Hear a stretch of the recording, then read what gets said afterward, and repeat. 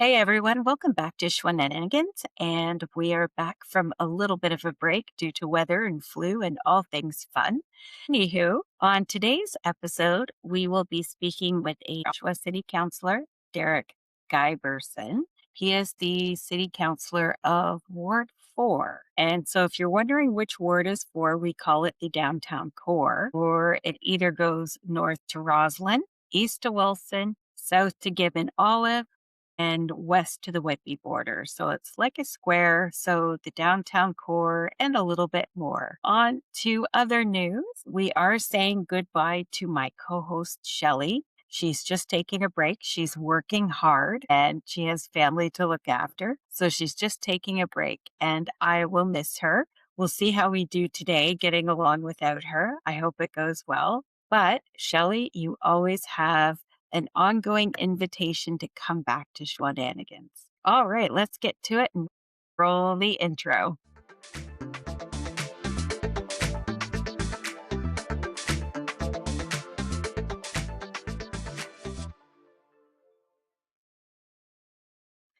All right, and we are back here with Councillor Derek Giberson, also a musician. And do you prefer counselor? How do you like to be addressed? Is Derek Derek okay? is just fine with me. Yeah.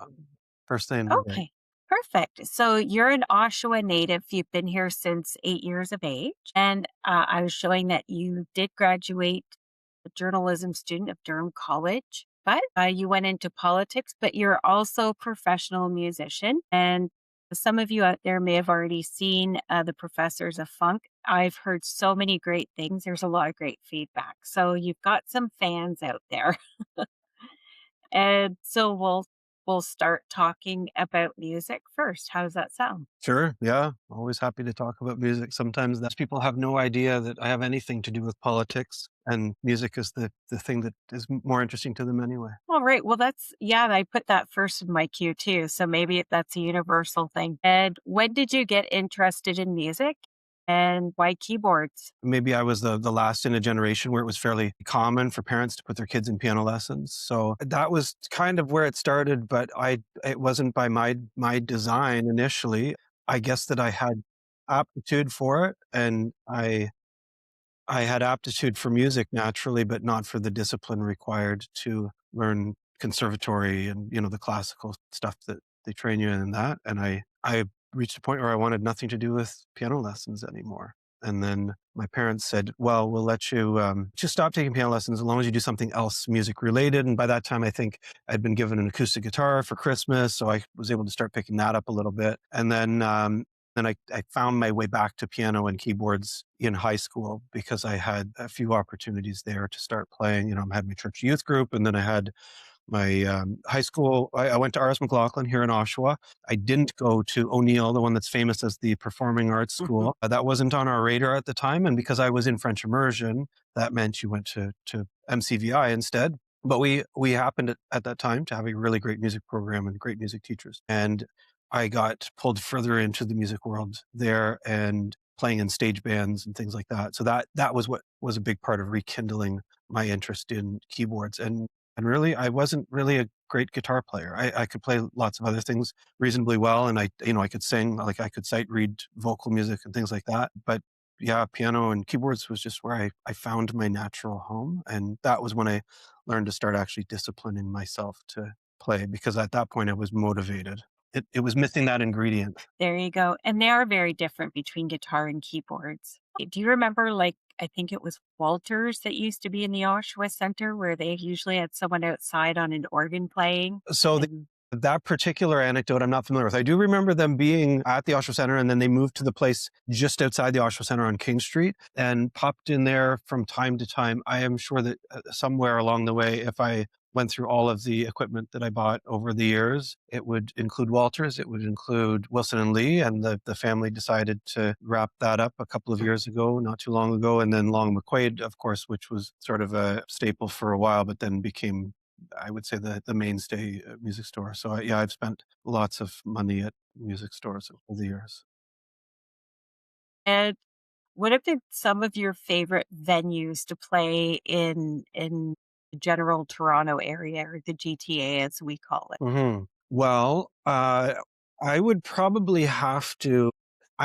So if I were to talk about favorite venues, I would probably have to include both present and past in that piece of conversation. For about 9 years, I played at a place called the Orbit Room in Toronto, and it was not a very big place on the second floor of just one of these main street type of buildings on College Street in Little Italy, and it was famous for two things over the years. So one of those things was that it was co-owned for a period of time by Alex Lifeson, the guitar player from Rush, and just that they had really great musicians there. It was a musician's music venue, and I loved playing there for two reasons. So I was part of a residency with a band called Horshack there, Horshack, kind of like Arnold's Horshack. For those who remember, Welcome Back, Cotter. A really great group of guys. It was a cover band. We played classic rock covers. It was our way of just having fun and unwinding on a Sunday night. One of the members, Derek Brady, the bass player, who has played over the years with Hoxsey Workman and the Skydiggers and all sorts of really great Canadian artists. He compared it to like a bowling league, like a bowling Sunday night bowling league, like not professional. It's not super serious. It's kind of social as well. And it was a drop in it was kind of like an industry night, like people who worked in the music industry or the restaurant and bar industry themselves. That was kind of their Friday night. And I had the benefit of not having to bring any equipment because they had a classic Hammond B3 organ there, which is the instrument. If you're a keyboard player, besides, a piano, grand piano, but the Hammond B3 organ was like the defining sound through the 60s, 70s, and it still proliferates through all sorts of music today. So I just showed up and turned on the organ and made sure my microphone was on, and then went and got a slice of pizza at Batondo's around the corner and came back and had that with a Guinness until we started. So as far as Toronto venues, that's the one that's nearest and dear to me. Unfortunately, it closed at the outset of the pandemic. But other venues to play at, I played the Biltmore Theatre here once in a blue moon in Oshawa. Loved doing that. And past venues in Oshawa, we used to have a place called the Mustache Club, really great, a small to medium sized venue. And it felt like a real community hub for the music scene and artists. So yeah, bit of nostalgia, I guess. Those are great spaces, and I keep hoping maybe someone will reopen that building and they'll do something with it. I'm not sure. I drive by and I haven't seen anything, but That would be yeah, nice. I have lots of, I know we're talking about music for now, but we'll leave the politics for later, but I have lots of political opinions about buildings that stay empty for no particular good reason, and that there's a community harm to having good spaces shut down as well. But anyways, we'll leave the politics for a little later. we'll get back to that. We'll put a pin in it for now. Yeah. And so I was also going to ask about Oshawa places, but you got to that. Specifically to Oshawa right now, what is great about our music scene? Our music scene right now, it's an interesting time. It does not look the same as it did 10 years ago, and 10 years ago looked different than 10 years before that. It has, if I were to describe a place like Toronto, for instance, and it's not really a fair comparison size-wise, very different, the amount of money that's there in the industry and that it's a destination, all that sort of stuff. But Toronto and maybe some other places, you will find more continuity. Doesn't mean that there isn't flux and evolution, but there are venues that you can find in places like Toronto that have maintained their existence, and there are sort of threads that are woven through the music culture of a place like that.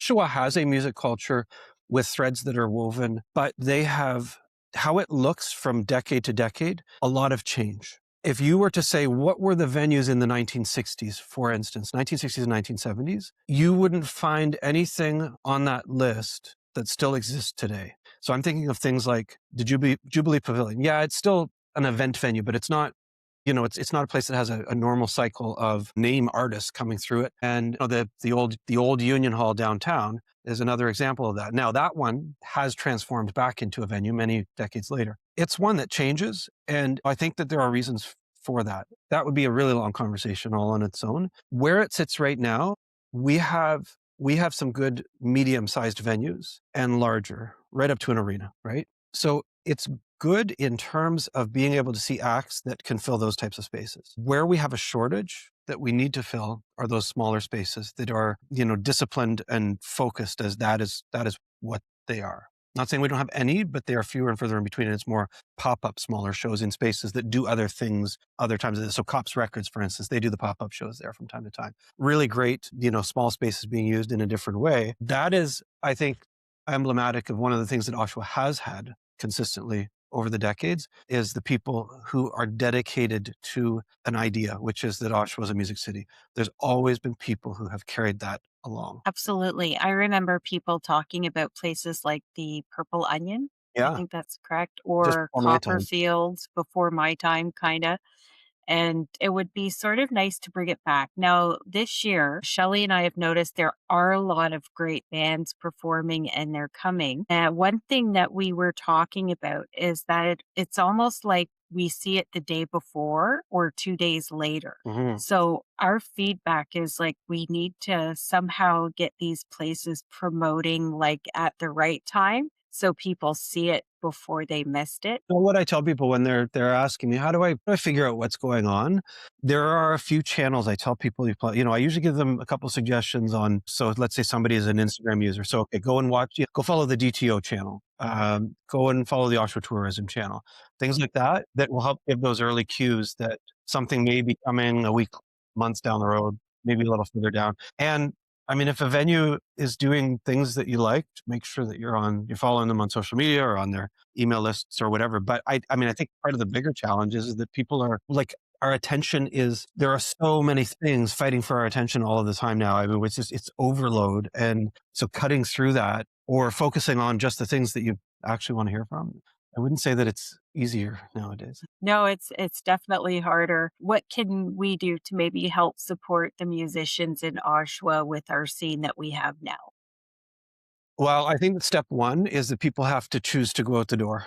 And they have to reconcile themselves with the fact that it is harder to, on a Friday night after you've had a week of whatever, to put your shoes on, put your coat on, get out the door, and sometimes just go and see something sight unseen. Like you don't know what you're going to go and see, just in case you discover something, a band, an artist that you had never seen before. That part has become harder work because it's so much easier to just sit on the couch, pull out our phone, and scroll. And so I tell people anything that you can do to become less reliant on that or the home, the big home entertainment systems. I always say, like, part of the decline in the number of venues, the number of shows, performers. We went through a societal shift. People started doing things that seemed as, how relevant was it that more people started renovating their basements? Well, the effect of that was they created another space in their home, and they put the entertainment systems down there and that sort of thing.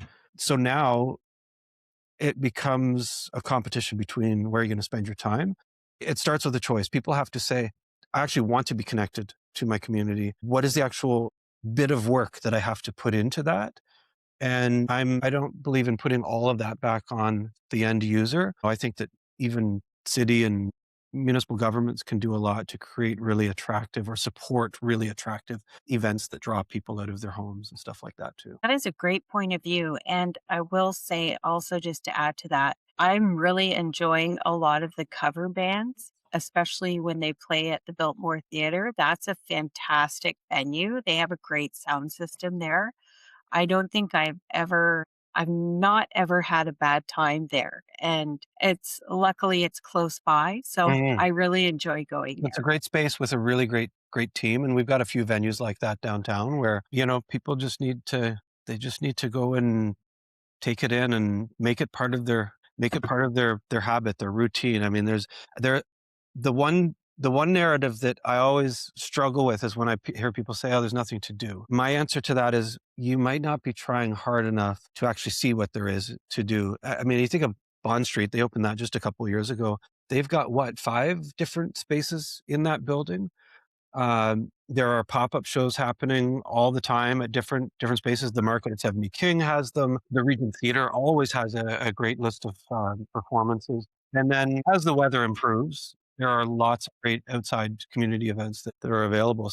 Sometimes it's just the bit of effort. RMG, actually, I don't want to forget them. The Robert McLaughlin Gallery, they have events there, live performances, both indoors and then in their backyard space in the better weather. So I have sometimes weekends where I've got to decide what I'm not going to do, because it's so packed with things to do that I'm just focused on, like, I don't want to crash on Sunday night and then feel like I didn't get any rest all weekend. So I'm going to be selective. That's the reality, is that sometimes there's so much going on that there's no excuse to not get out. That is a good point of view.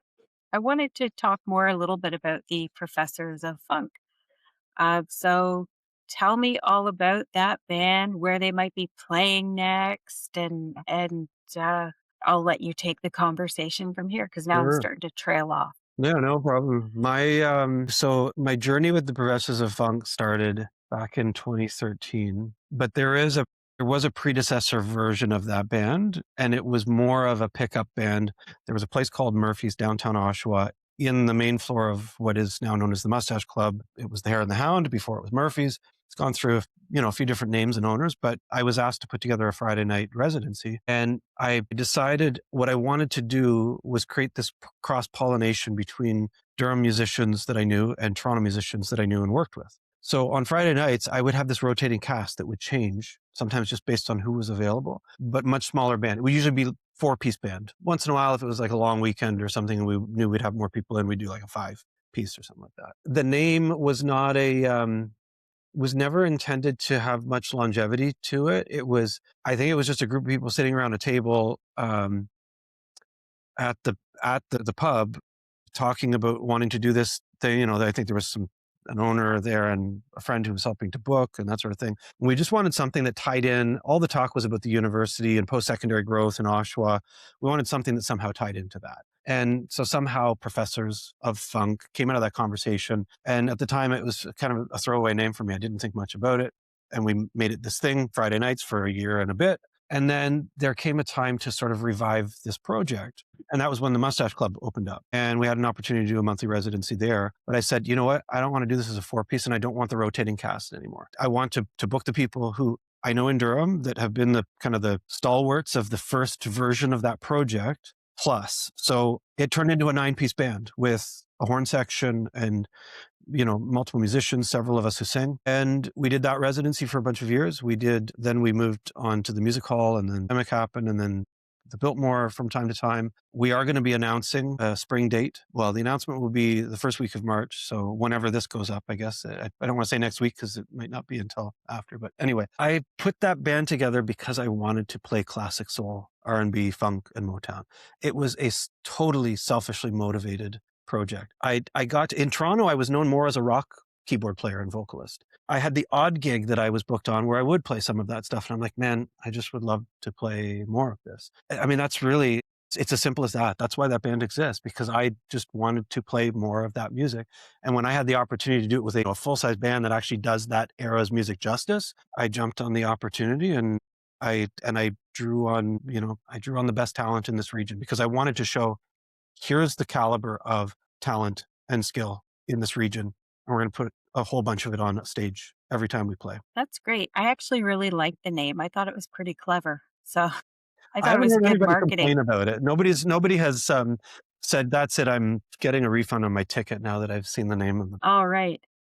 So I have posted links to your social media for that as well. Oh, You guys can see it. Sorry, you guys, my audience, can maybe take a look in the notes and check them out, see when they're playing next. And so now we can segue into politics, and we'll try and keep it fun, yes. even though right now things are a little bit insane. In an interesting time, that's for sure. So without giving away too much, just for people who don't know, what does a city councillor do? What is maybe a typical day for you? Well, I'll start with the second part of the question. A typical day, there aren't too many of them. Every day can look completely different from the other. The only time a day might look a little bit typical, I will say, would be on days when you might have regularly scheduled committee meetings or council meetings, which is, in some cases, as few as once a week. And the rest of it is pretty mix and match after that. So today, coming here and running a little bit late when I finally got connected on our call, I was coming from a new business opening, a small business opening. You get pretty regular invitations for that. People are having their their special day. They're really proud. And, a one note on that part of the job. It's not uncommon for people to look at the picture of the politicians in the photos after the fact at this grand opening of a business and say, oh, look at them just running around for the camera. I won't politicize that particular aspect too much. There can sometimes be some truth to that. But what I've also learned in my 7 years of doing this is that the family, the people who are opening up that new business and they are just, their blood pressures are probably through the roof because of they're going out in this big new adventure and who knows where it could go. But they're also very, very proud of what they're doing and their family are there and feeling proud and their friends. They really appreciate it. It makes them feel, and I'm not saying that I am special, but to them it adds to that special day for them that representatives of the community, representatives of the municipality have come by to be a part of that. So a day can include that. A day can include meeting with maybe a constituent who is looking for some sort of help with something. Sometimes things that I can't even help them with because it might be a different level of government. But what I try to do, I always try and tell people, look, even if it's not a municipal level thing, I'll do my best to try and help you navigate to where you should go. And oftentimes when you get people as a city councillor on the phone or on an email, or maybe even just running into them in the community and they have an issue, sometimes the energy level is pretty high. And oftentimes if they're reaching out to you, it's because they have tried everything else and nothing has worked. And you're sort of the last ditch and they're frustrated. Maybe they're a little upset. And that's okay. As long as there's no abuse, that's the main thing I say, is that because we are seeing more of that in the world of politics. There are good people who are leaving politics, unfortunately, because there has been an escalation in some of the untoward behaviors, I'll say. But I always understand if I get someone on the phone and they are upset, I don't say, you should calm down and don't be so upset. I start from the point of view that the reason they're on the phone with me is because they probably have tried everything else and they're just sort of at the rope's end here. And like, I need someone to help me. So that is, I suppose that's a bit of a very, very broadly described picture. I imagine it can't be easy having to deal with the public, especially now with the social media. I think people are becoming more brave Mm. with comments. I don't read the comments on purpose just You know because. what? Sometimes I'm like, don't read the comments, don't read. And then I read Yeah. the comments and I'm like, oh, there's someone blaming me for a thing that doesn't even exist. Just another day in the life, I guess. And from your point of view, what are some of the challenges that you feel we're facing in Oshawa now? I think that the biggest one, I mean, there are a few. The biggest one is something that is being faced across Canada, and I think that's the housing affordability crisis. I would be hard pressed to think of something that is affecting people in a more elemental way. Their ability to find the right housing for them in a range that is affordable, like a price range that's affordable for them. I hear daily from someone in their experience, whether it's that I observe a comment on social media or I hear from someone directly by email or it's just a conversation. Almost everyone is being affected by this. The most visible version of it is the increase in homelessness. But what that is just the I guess you could describe it as the hot button issue version with lots of different opinions on how do we solve this and what are the root causes and who is to blame. But that's like the worst of this housing crisis is the number of people in Canada, in Durham, in Oshawa, Ontario, who are homeless, who have never experienced that before in their lives. And that's the part that I think is most shameful to us as a society. But it's also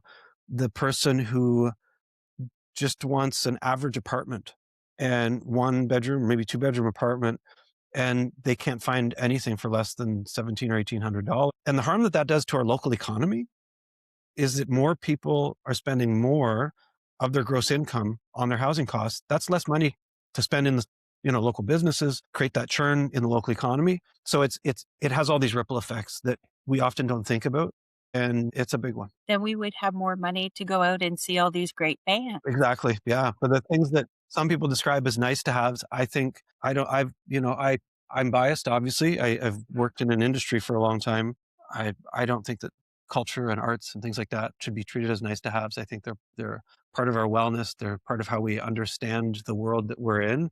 And most importantly, they are part of social fabric and social glue that really create a vitality that you are never going to be able to conceptualize with, engineering ways of thinking or accounting spreadsheets and things like that. That's right. I think art and music is a great platform for people to connect on different levels. Yeah. All right. And there's something I wish we could have more of here is in other places where people can live in their campers and work remotely, like the gypsy lifestyle. Live a I very, wish, very simple, basic life. yeah, that's kind of, I don't know. There's some freedom to that. And I wish that we could do that here. That's my feedback. And that's as political as I'm going to get. Okay, fair enough. That's a big zoning bylaw amendment for that one. Yeah. So, what would you say have been some of your achievements since you've been a counselor? So my work has been interesting. I mean, it's been 7 years, and a lot of the things that I've been able to actually get through. Sometimes I'm a bit of one of the statistical outliers on our council, and there are bigger things that I would love to see us do. And, from my point of view, that might be priorities that might be different from others' priorities. I would say that, some of them are more fine grained changes that we have made that are really about starting to reimagine what we can do in our downtown and in some of our more urban spaces. To some people, it's going to sound silly when I say that I've been able to get a few neighborhood one-way streets turned back into two-way streets. And I openly admit some people will find that kind of silly. But what I learned when I was speaking to people in those neighborhoods, knocking on doors, asking, what do you need in this neighborhood? And you discovered that they found that it didn't feel like a neighborhood because with one-way streets, people drive faster down them. And they said, I don't even want my kids to like a normal sort of suburban thing or a community thing or neighborhood thing to let my kids play out front. I don't do that because it doesn't quite feel safe due to these darned one-way streets. I said, okay, well, let me take that away and ponder it and see what's possible. So the first of those actually happened last year. There are two more that are happening this year. Things like that might seem like strange things to catalog as achievements, but I look at that. I look at even some of the service changes we made downtown where the city now does the sidewalk snow clearing. That wasn't something that we did before. It was something I brought forward because I wanted to help support the ecosystem of the downtown by building some consistency around what people could expect if they came down there. Like, is there going to be a path after snowfall? And our current bylaw everywhere else in the city and previous to that downtown was that the fronting property owners had to do it. So you ended up with this patchwork. So it's like really trying to take those little incremental gains to get us rethinking how we use our downtown spaces and even things like making sure that there was funding for Convergence Festival. Like that's been a really great success. And, first couple of years, there were some bumps in the road as far as the city's contributions to that. So I was glad to make sure that we supported a really great thing. We really enjoyed the Convergence Festival.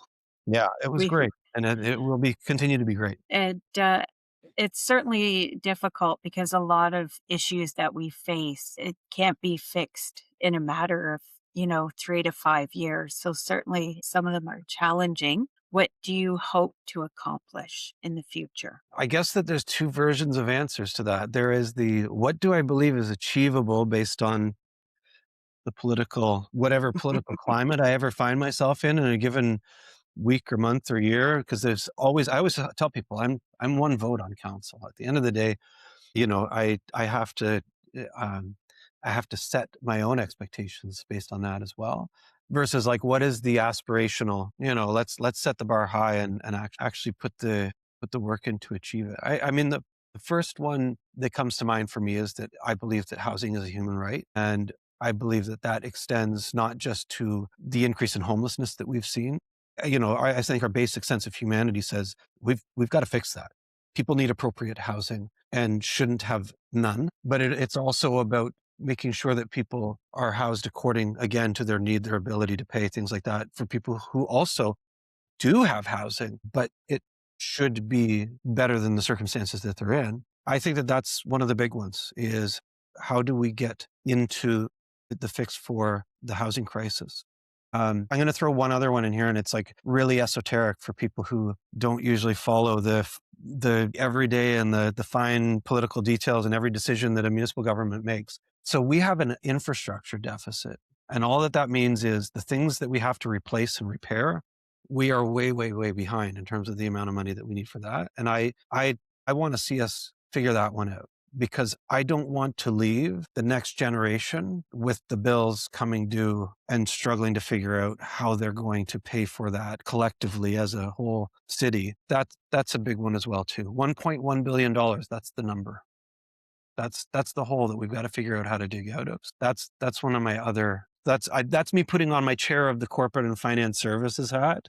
I chair that committee, and so I should probably make a plug for that role as well too. So that's Certainly. And I think as a citizen, a lot of people, like you talked about, how we can blame or find what the problem was. I'd rather see people just try and get on to working on solutions yeah. now rather than the why. The why doesn't really matter so much. Let's just kind of get it done now. Yeah. Yeah, I mean, let's dig into the issue and make sure we understand it, and then, ask of our political representatives to take it seriously and say this needs to be a priority. I mean, at the end of the day, that's what moves the hand of political power, is people getting involved and demanding that things change. Well, that's a perfect segue. How can we, the citizens, get involved and help contribute or help in any way to make Oshawa better than it already is? There's two layers to that. I mean, I think there's a stock answer that often people hear, and it doesn't feel very empowering. And that stock answer is, well, anyone can call your representative, email them, meet with them. Yes, you can do that.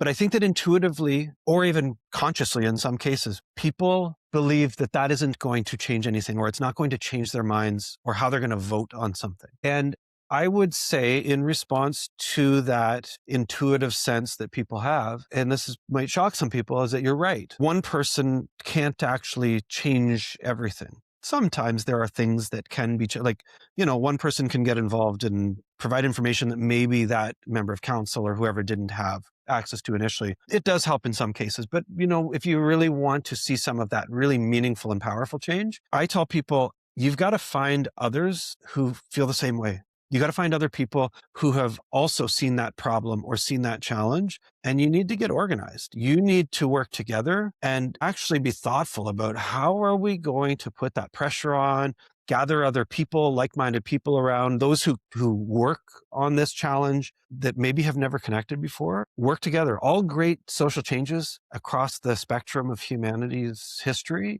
has been many people working together for those changes. And that's no different at the local level. That is so very true. And that is all for me. Do you have any final thoughts or anything you'd like to get out there before we wrap it up? Well, I would say that everyone can find their niche. Everyone can find their way to get engaged. And if you haven't found it yet, and that's whether it's social and political issues or it's performance and arts and culture and going out and taking that in, the best way to start is just to get out the door and try something and keep taking shots at it until you find something that sticks. 100%. Just go walk around. Yeah. That'll be what I'm doing when the weather gets nicer. I went for a bike ride today. Well, not a bike ride. I used it to get to a meeting. So it's improving a little for a bit. Maybe it always fools us, right? Back and forth swings. We'll get our spring teaser, then back to winter. Exactly. Always. Always. All right. Well, thank you so much for speaking and coming on. Now I'm Yeah. tumbling over my words again.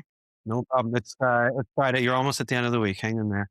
I know I'm not used to, I getting used to not having Shelly here fill in my air. Uh, All right. Well, thank you so much. And I posted links for all of the above things that we talked about. They'll be in the notes. Thank you so much, Councillor Derek. You have a great day. Thank you, Andrea. Really appreciate it.